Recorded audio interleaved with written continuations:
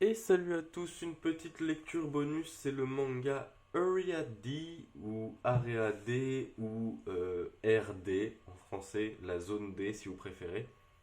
Je n'ai pas le tome 1 avec moi, mais c'est pas bien grave je pense, je vais vous montrer un petit peu les illustrations etc.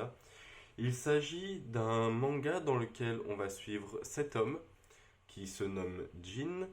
Euh, c'est un univers dans lequel les humains sont dotés de pouvoirs suite à un événement que vous découvrez assez tard dans l'histoire, dans le tome 5 ou 6, je sais plus, donc j'ai évité de vous en parler. Euh, Cet événement a donc donné des pouvoirs aux êtres humains, certains sont devenus des criminels et suite à une explosion de la violence, là encore un événement dont on ne parle pas au début, donc je ne vais pas vous en parler plus que ça, euh, il a été décidé de confiner ces personnes avec des pouvoirs, ces personnes qu'on nomme des altered, donc des personnes modifiées, altérées, on pourrait dire, sinon tout simplement. Euh, Ces personnes-là se retrouvent du coup confinées à un endroit où généralement ils sont emprisonnés. Certains viennent de leur plein gré, mais la plupart sont emprisonnés. Euh, Et donc on va suivre cet homme qui est là pour une raison bien précise, qui s'est fait des amis là-bas, mais qui va très vite être repéré par d'autres et il va devoir apprendre comment vivre dans cet endroit, sur cette île. En fait, c'est une île. Comment est gérée cette île, comment subvenir à ses besoins, comment survivre et comment atteindre son objectif en plus. Donc là, sur les couvertures, on voit des personnes qui l'accompagnent.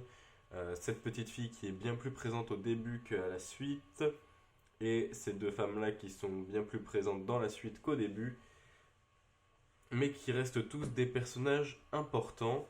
Je vais commencer par le tome 6, hop, pour vous montrer quelques trucs. Alors déjà, quand on l'ouvre, on a simplement le nom sur la couverture, mais on a toujours un petit message au début du scénariste.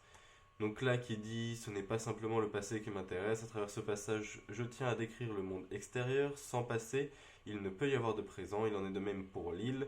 C'est le monde extérieur qui a donné son existence à l'Area D. Cette évolution dans le scénario a permis l'apparition de personnages auxquels je n'avais pas pensé initialement, et un jour ou l'autre, vous les croiserez dans l'île, tel est l'univers de l'Area D. Et à la fin, un petit message du designer ou de la designeuse, je saurais pas dire, qui ici n'est pas très intéressant. Avant mes 30 ans, j'adorais le coca, maintenant je dois me tourner vers les boissons énergisantes et ça me donne un coup au moral.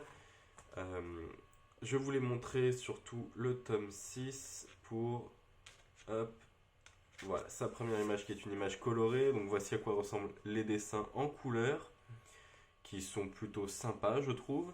Donc là, c'est un homme avec des pouvoirs, donc un altered, un en particulier, mais je ne vais pas vous en parler. Euh, Est-ce que peut-être dans le tome 2, alors je vais vérifier quelque chose rapidement. Tac. Euh, Alors oui, vous avez toujours une image colorée, mais vous n'avez pas ce que je voulais. Donc je ne vais pas vous montrer dans le tome 6 puisque ce serait probablement du spoil. En revanche, ici, vous pouvez voir qu'il y a un sommaire avec les différents chapitres. À chaque fois, c'est en sens de lecture japonais, bien sûr. Est-ce que j'ai pas vérifié ça? Non. Donc à chaque tome, un résumé différent qui doit évoluer du coup selon l'histoire, j'imagine. Voici quelques images, hop, avec sans son passé sur l'histoire puisque ce serait du spoil. Voici quelques illustrations qui sont, je trouve, très sympathiques. Pourquoi je vous présente ce manga? Pour la simple et bonne raison que jusqu'alors, il ne m'a apporté que des bonnes choses dans le sens où le scénario reste fidèle au fil rouge. Donc ça va pas être quelque chose qui devrait être en 40 tomes sans jamais avoir de fin. Ça devrait se finir. Je ne sais pas d'ailleurs s'il est fini. Je sais qu'il y a 10 tomes ou plus. Mais je ne sais pas s'il est totalement fini ou non. Néanmoins, à chaque tome, on découvre de nouvelles choses sur l'univers en lui-même, sur l'histoire des personnages.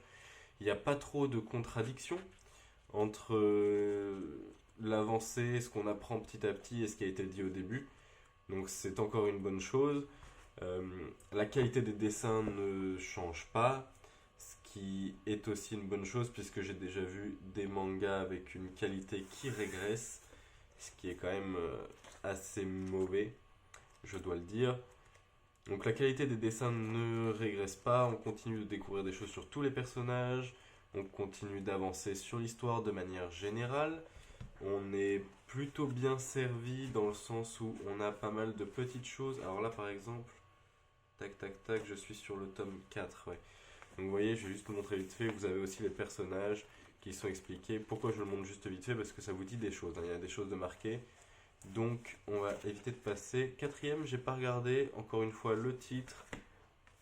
La tranche, une fois la couverture ôtée, se contente du titre avec une petite illustration, l'illustrateur et le scénariste, et le tome, bien entendu, rien de particulier.